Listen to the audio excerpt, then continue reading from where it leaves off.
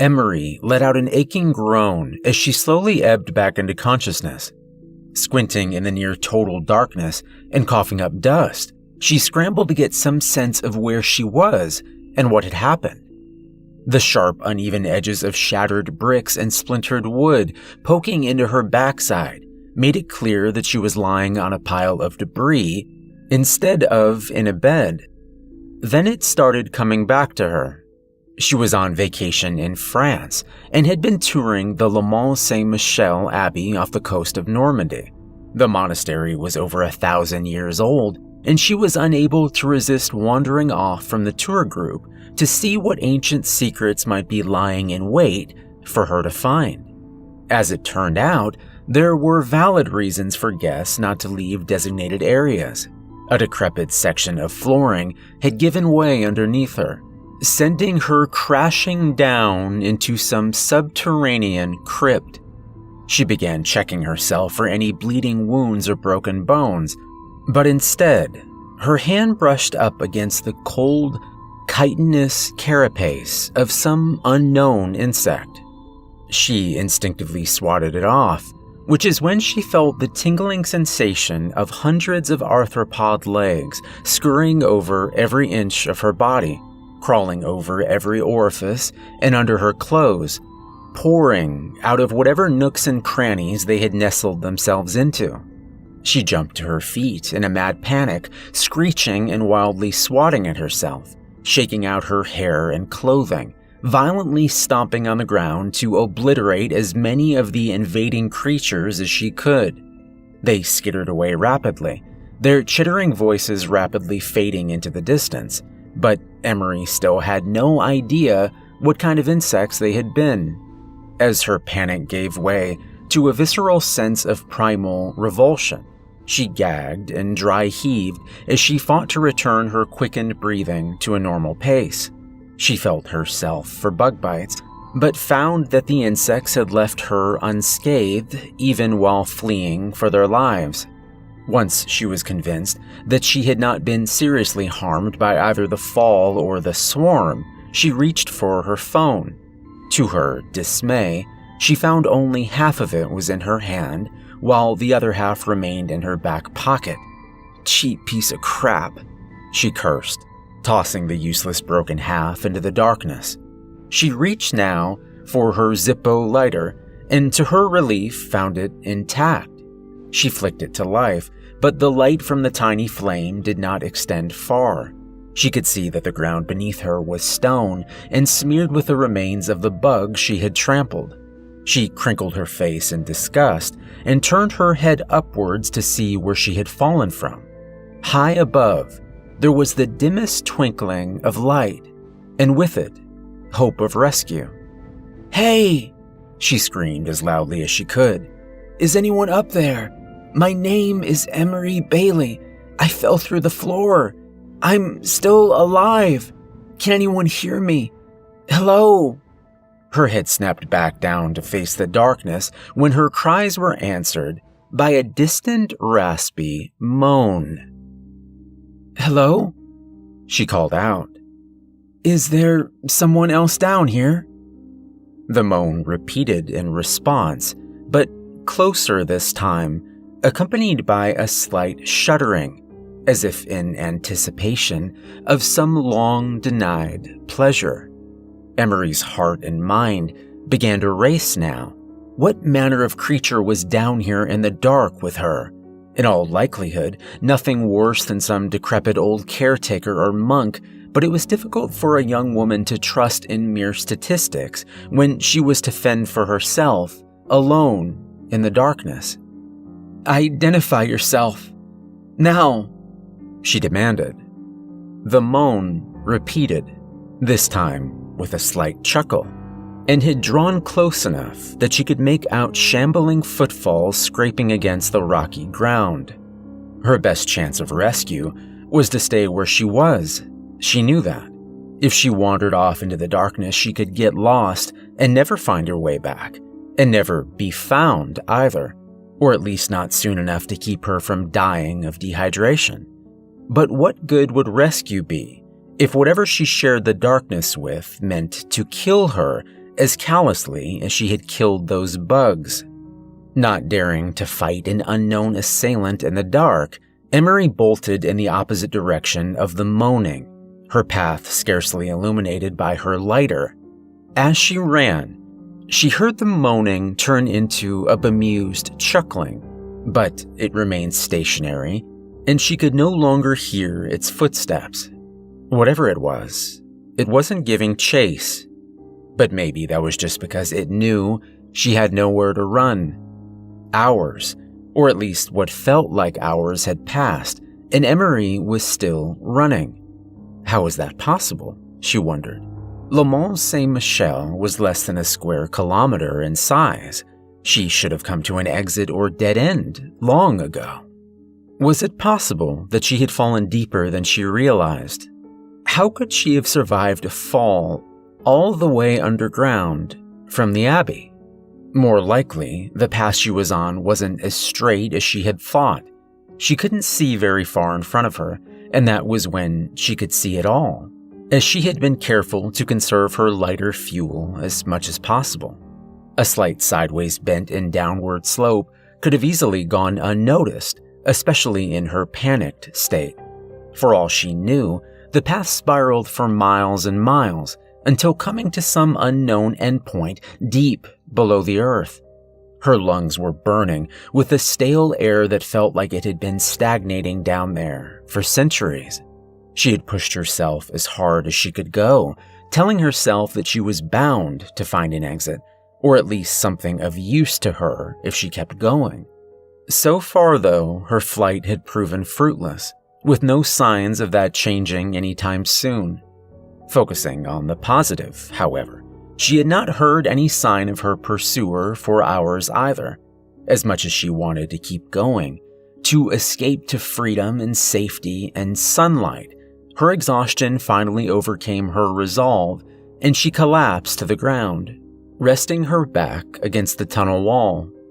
As she struggled to catch her breath, she strained her hearing to make sure that whatever it was she encountered earlier wasn't nearby.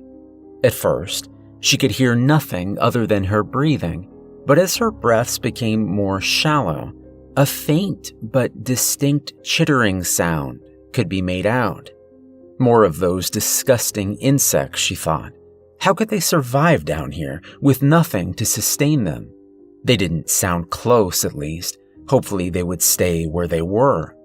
Emery took several deep whiffs, hoping to catch any hint of fresh air that might signal she was near an exit. Instead, the air was tinged with the scent of decay. She was then struck with the morbid realization that she was probably in some sort of catacomb, and that she was surrounded by over 1,000 years' worth of dead bodies. She shuddered at the thought, though at least that explained what was keeping the bugs alive. But if she was in a catacomb, then the only way out would be near the surface, back the way she came, with that thing waiting for her. No wonder it hadn't bothered to chase her. She took out her lighter again and lit it, in the hopes it would reveal at least something she could use for defense. The faint flickering light revealed that the walls of the tunnel she was in had been hewn from colorless, irregular-shaped bricks. They were cracked and crumbling and looked like they might cave in on her at any moment. More disturbing, though, was the web-like pattern of a shiny, viscous substance that luminesced in the firelight, its dripping trails connecting a series of tiny boreholes just large enough for a colony of insects to come and go as they pleased. Though she couldn't be sure, when she had ignited the flame, she had thought that she'd seen a number of insects scatter back into the darkness or into the walls. Had they really been that close, or had those just been shadows? She moved in closer to the wall to examine the substance and observed that it had a sweet smell to it, almost like chocolate. It only reminded her of how hungry she was, and she hated herself for having her appetite aroused by some revolting bug slime. She placed her ear as close to the wall as she dared, and the faint chittering was definitely louder.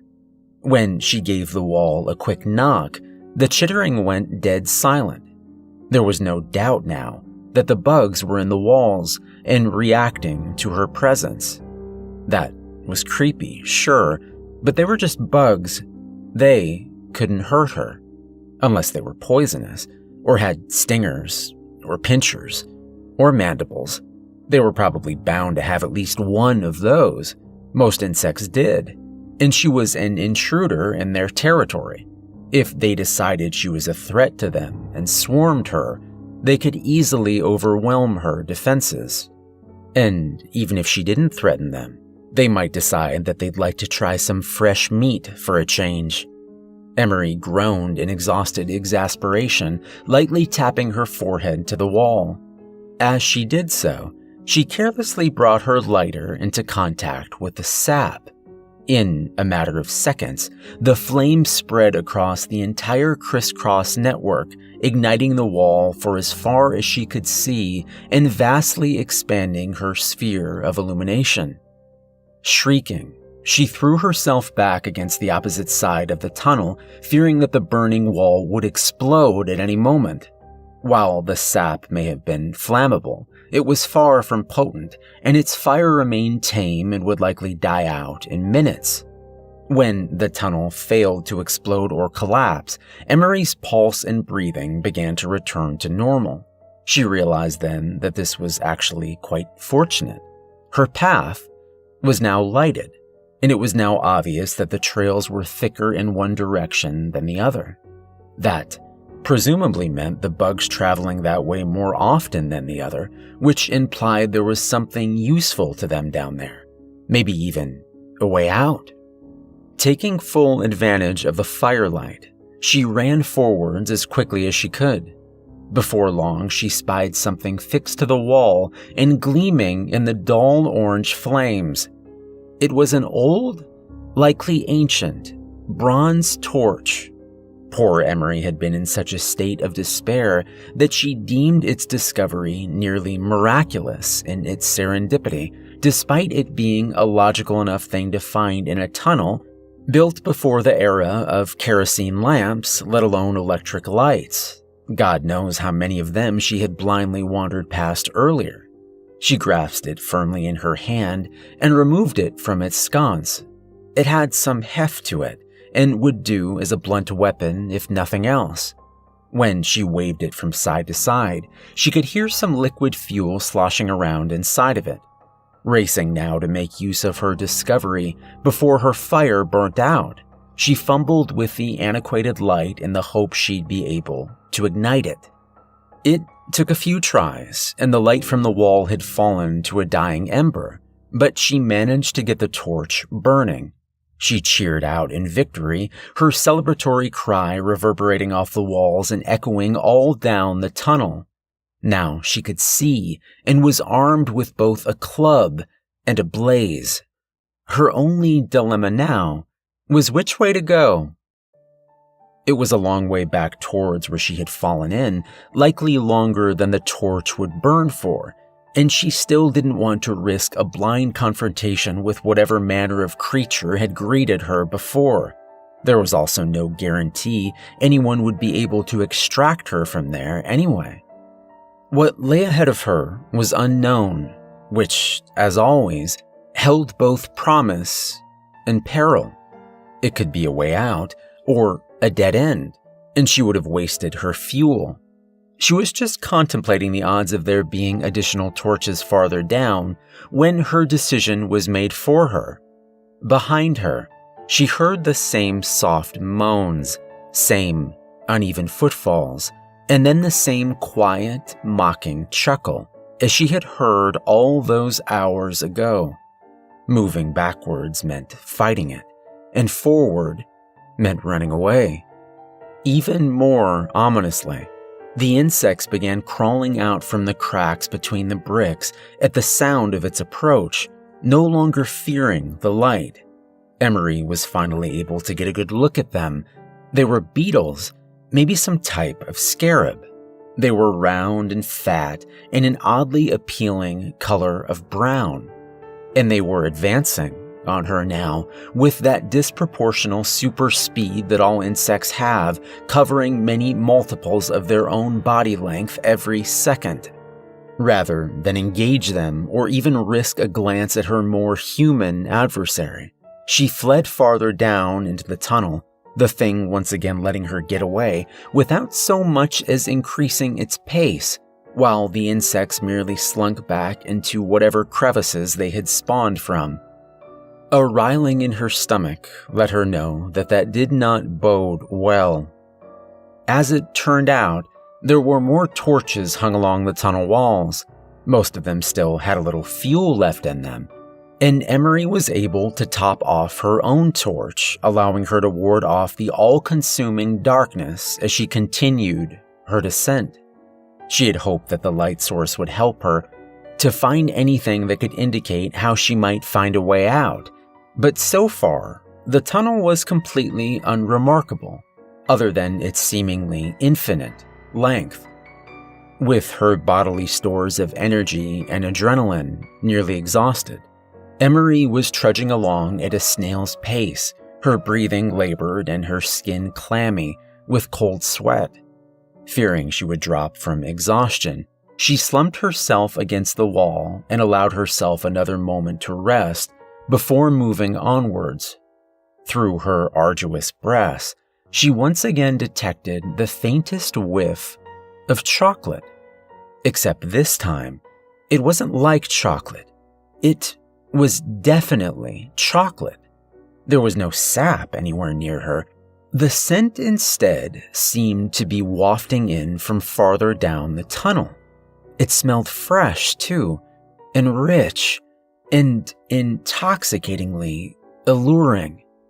It didn't make any sense, but somewhere, miles and miles underground in a catacomb filled with corpses and bugs, there was freshly made chocolate.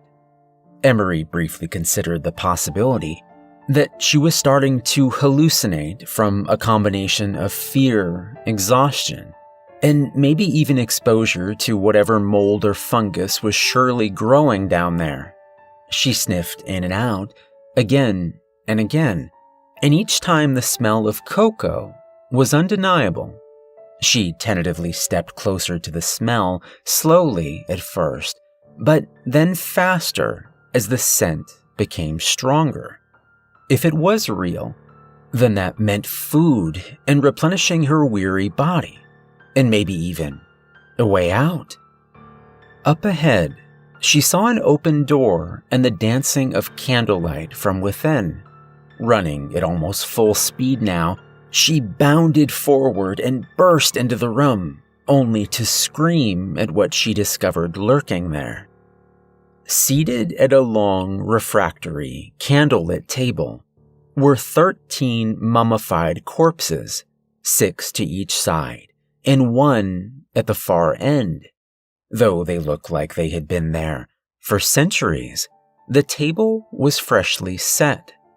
Holding her hand over her mouth in both shock and horror, Emery cautiously approached to inspect the macabre scene.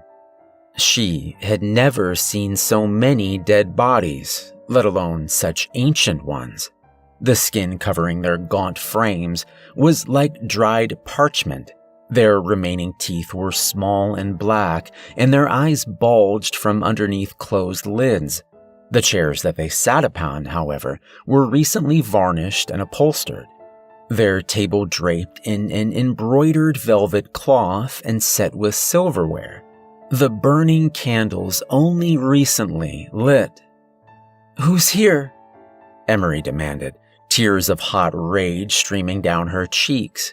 She wept bitterly, baffled why anyone would go to such lengths just to torment her. She searched the room desperately for any concealed exit, any way the dining ware could have been brought in or the being who had set it escaped. But she found nothing. When she finally accepted that there was no way out, she sat on the floor and hugged her knees, crying over the cruel insanity of it all. She would have to trek all the way back up to the beginning, but she couldn't do that on an empty stomach. That's when she finally let herself contemplate the cuisine that had been so carefully placed upon the table spread.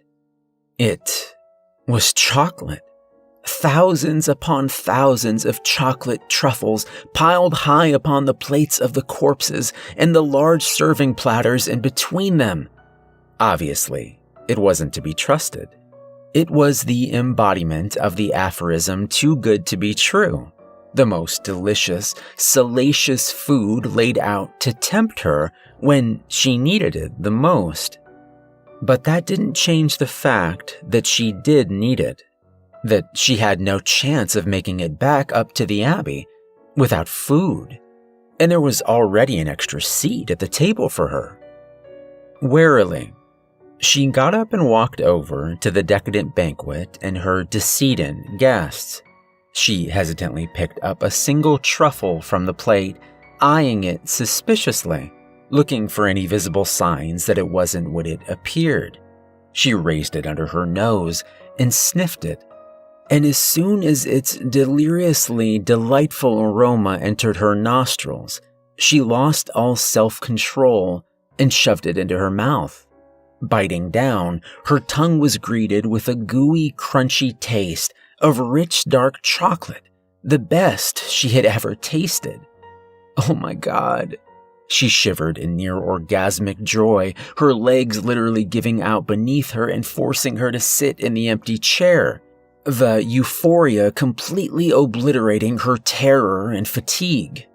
She began shoveling the candies into her mouth like Augustus Gloop, now oblivious to the dead bodies mere feet away, the entirety of her focus dedicated to the impossible, sensuous feast.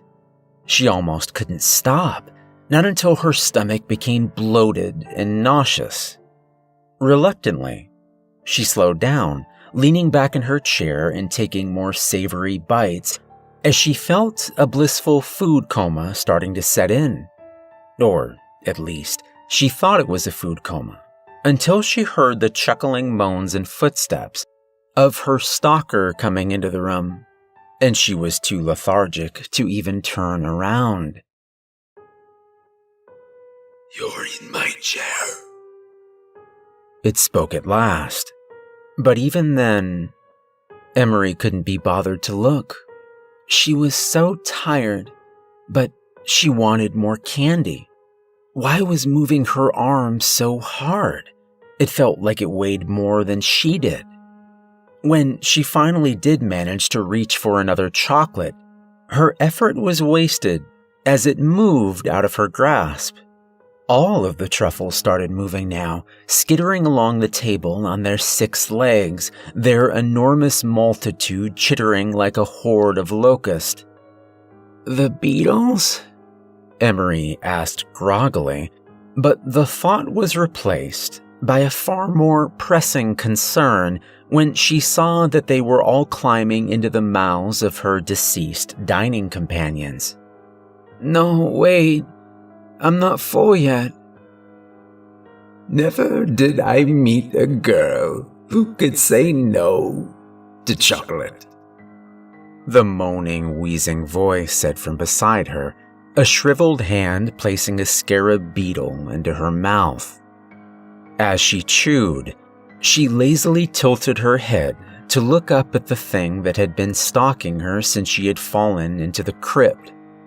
She saw that he was a mummified corpse like the others, only animate and with his jaundiced eyes fully opened. Beneath his skin, she could see the bulging forms of the swarm squirming madly. She looked back to the rest of the table and saw that they were all awake now, all the beetles moving under their skin, all with hungry eyes looking straight at her. Some increasingly distant part of her mind told her she should be afraid, but instead, she just looked back to the lich by her side and held out her hand for another candy. "No, my dear," he smiled, his darkened gums crawling with insects. "Now it's time for our treat.